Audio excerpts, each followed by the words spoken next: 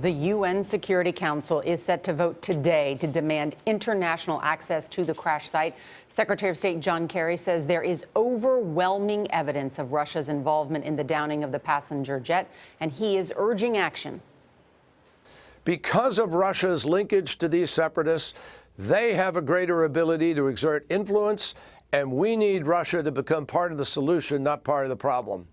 Clarissa Ward is in Moscow, where President Putin issued a statement this morning, and he is not backing down despite that growing anger. Clarissa, good morning.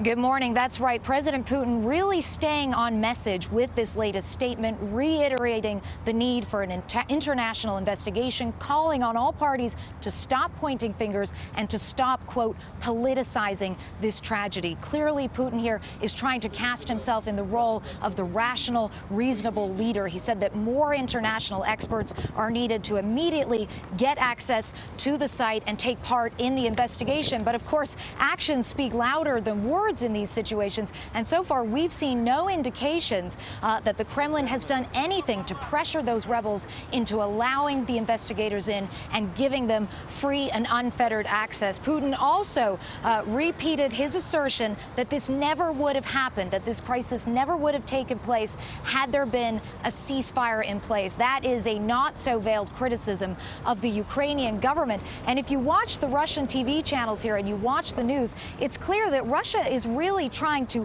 push the responsibility for this tragedy onto the Ukrainian military and the Ukrainian government. Charlie?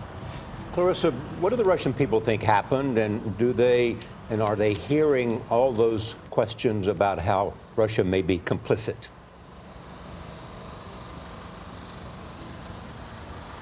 Well, they're not hearing anything. Secretary Kerry's remarks were not aired on Russian TV at all. As for what they think happened, it depends who you talk to. Some people here who are more moderate, let's say, will say it's too early to say. There are a lot of holes in the Ukrainian government narrative. But some people you talk to have no doubts at all. They say that the Ukrainian military downed this passenger jet and that they did so to force NATO to come in and take military action. Thank you, Clarissa.